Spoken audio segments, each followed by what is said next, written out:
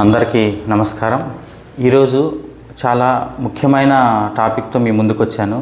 అదేంటంటే మనిషి జీవిత లక్ష్యం ఏంటి, మానవ జీవితం యొక్క పరమార్థం ఏంటి, దీన్ని మనిషి ఎలా తెలుసుకోవాలి అనేదానికి మనిషి చాలా techniques కనుక్కున్నాడు.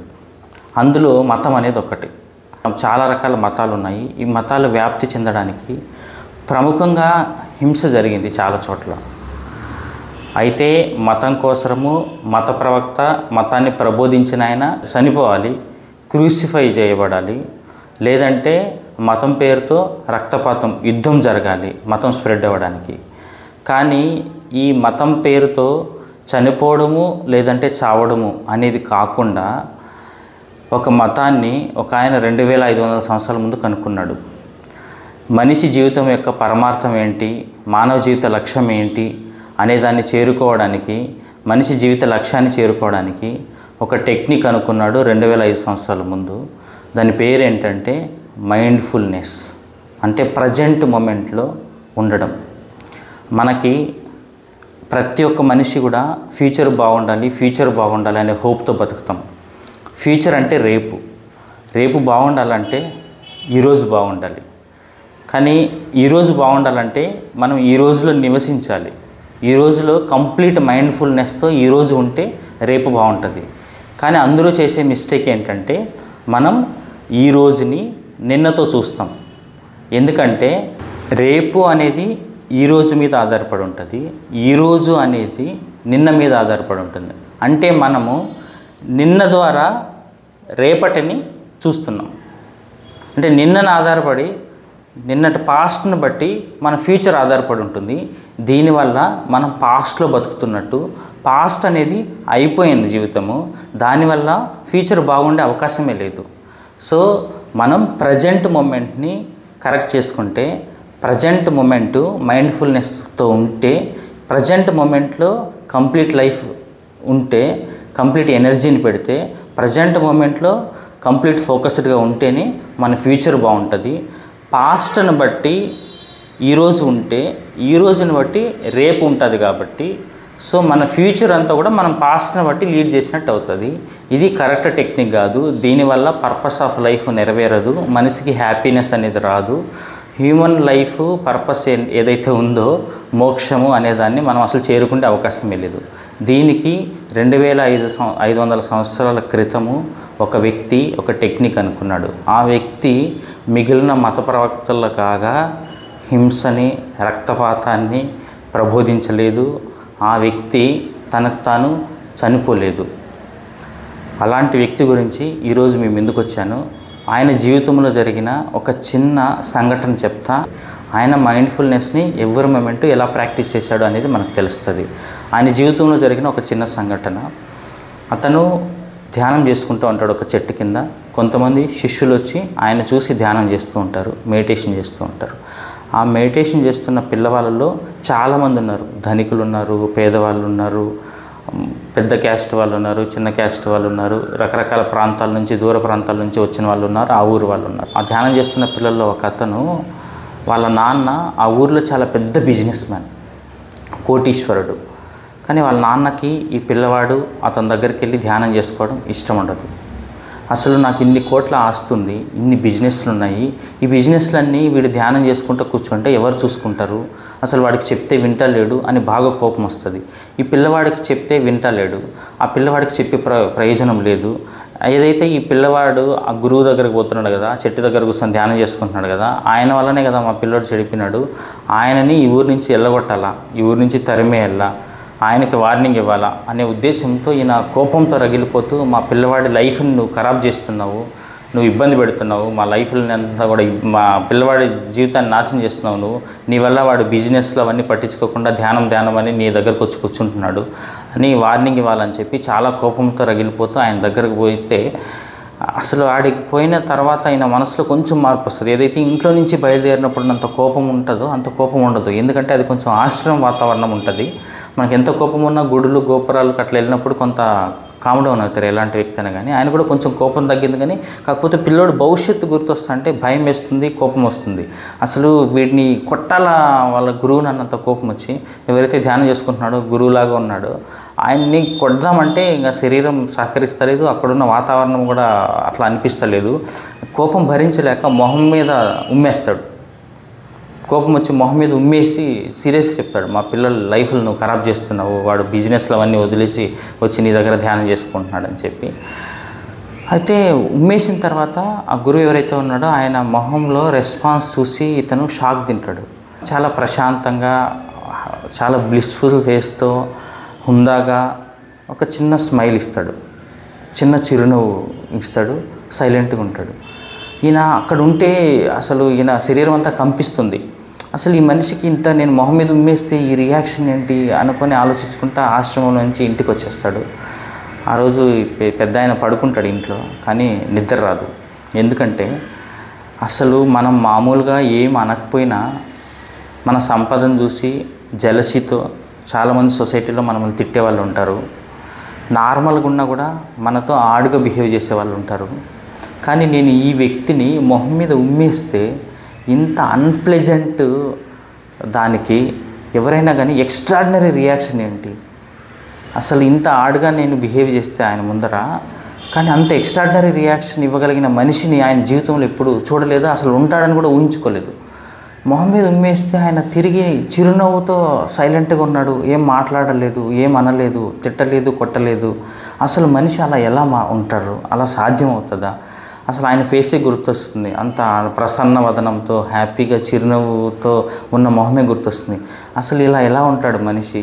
Something is right with him.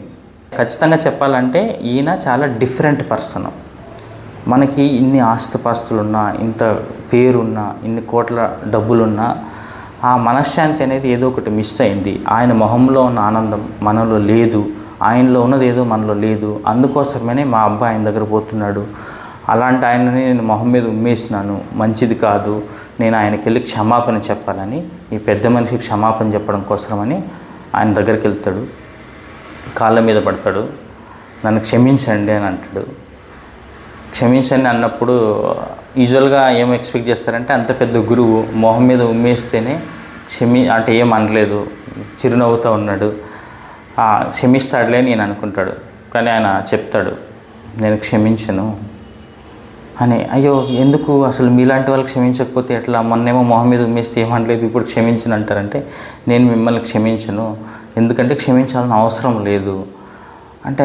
ఏం మాట్లాడుతున్నారు మీరు అంటే, ఎందుకు క్షమించాలి అంటే, నేను నిన్న మీ మొహం మీద ఉమ్మేశాను, అందుకని అది తప్పు అనిపిస్తుంది నాకు, మీరు నన్ను క్షమించాలి ఖచ్చితంగా అంటే, నిన్న ఉమ్మేసిన వ్యక్తి వస్తే క్షమిస్తా, మీరు నిన్న వ్యక్తి కాదు, ఈరోజు మీరు డిఫరెంట్, ట్రాన్స్ఫార్మ్డ్.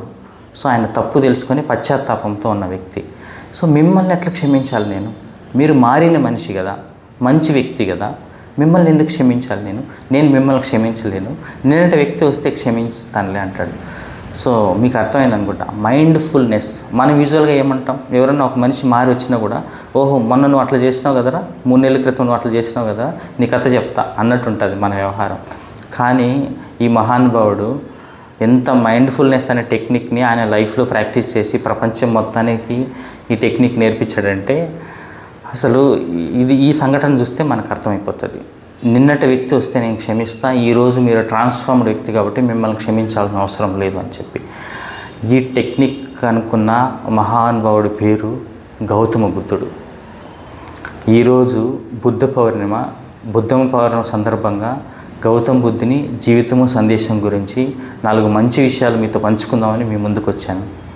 ఆయన పుట్టినప్పుడు వాళ్ళ గురువు ఎవరైతే ఉంటారో ఆ గురువు ఏం చెప్పాడంటే, ఆయన ఆస్ట్రాలజీ చూసి ఈ పిల్లవాడు సన్యాసి అవుతాడు, ఈ లోకం గురించి అర్థం చేసుకున్నాడంటే ప్రపంచాన్ని వదిలేస్తాడు, ఈయన సన్యాసి అవుతాడు, ఈ లోకంలో ఉండే చెడు అదంతా చూసినాడంటే మాత్రం ఖచ్చితంగా సన్యాసి అవుతాడంటే, ఉన్నది ఒకే ఒక కొడుకు రాజు కావాల్సిన ఆయన సన్యాసి అయిపోతే చాలా ఇబ్బంది అవుతుంది కదా అని, అసలు లోకంలో ఉండే చెడు అనేది తెలియకుండా సఫరింగ్, బాధ, దుఃఖము అనేది తెలియకుండా వాళ్ళ అమ్మ నాన్న పెంచాలని నిర్ణయించుకుంటారు. అలాగే పెంచుతారు. సుమారుగా 18 సంవత్సరాలు వచ్చినప్పుడు యశోధర అనే ఆమెనిచ్చి పెళ్లి చేస్తారు. రాహుల అనే ఒక బాబు కూడా పుడతాడు.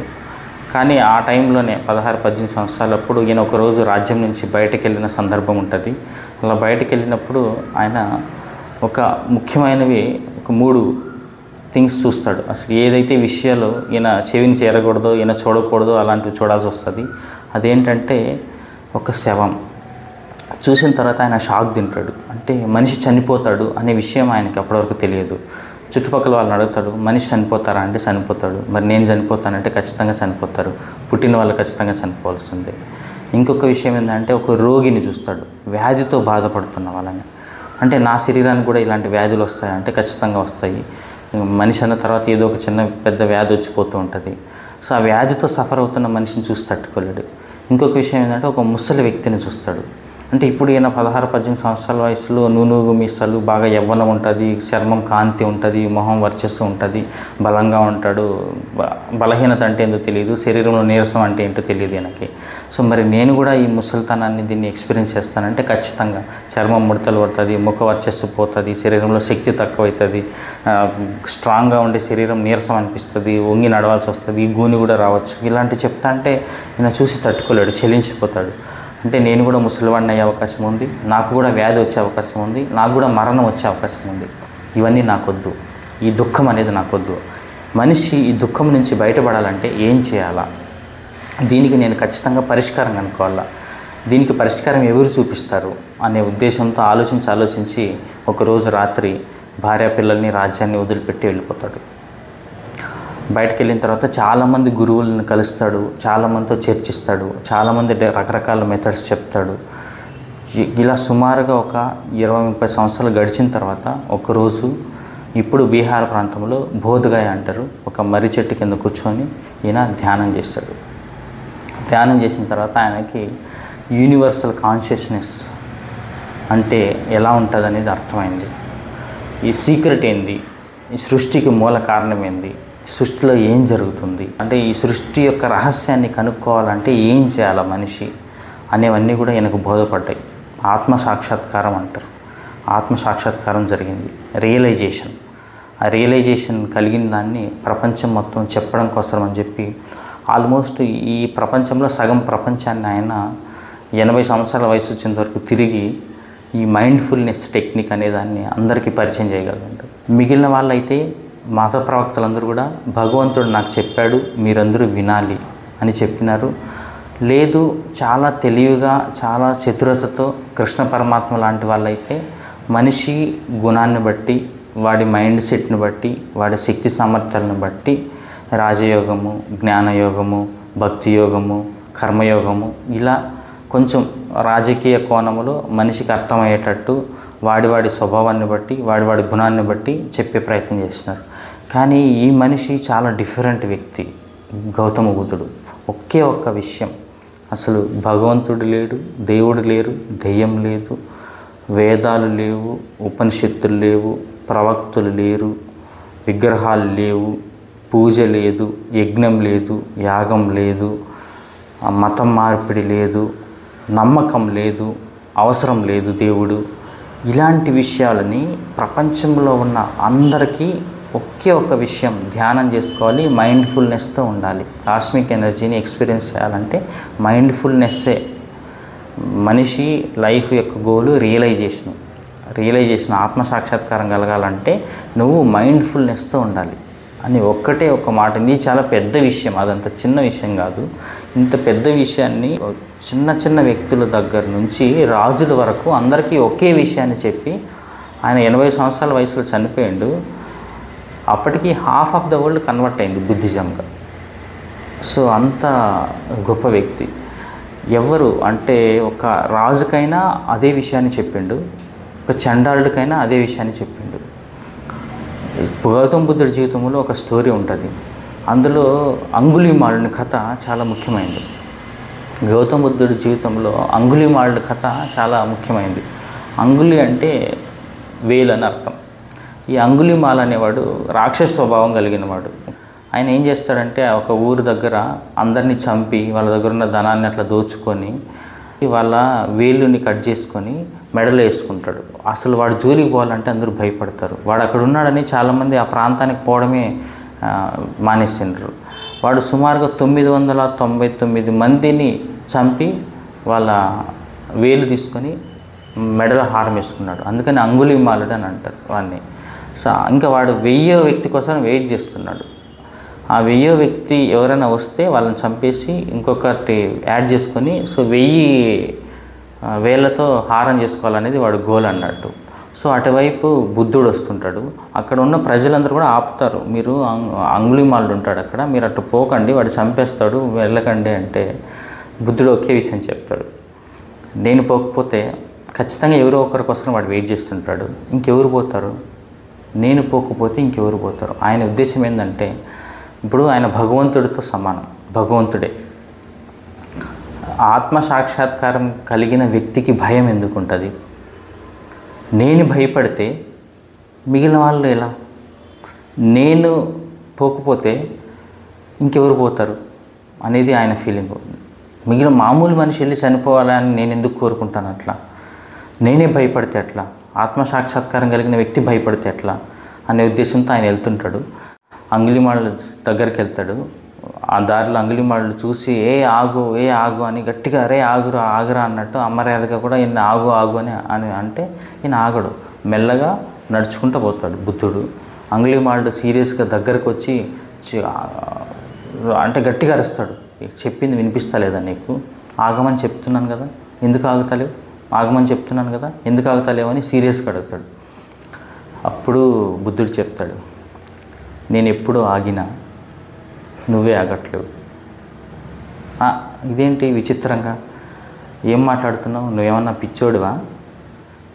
నేను ఆగమని చెప్తే నువ్వు ఆగలేదు, నీ పాటికి నువ్వు పోతున్నావు.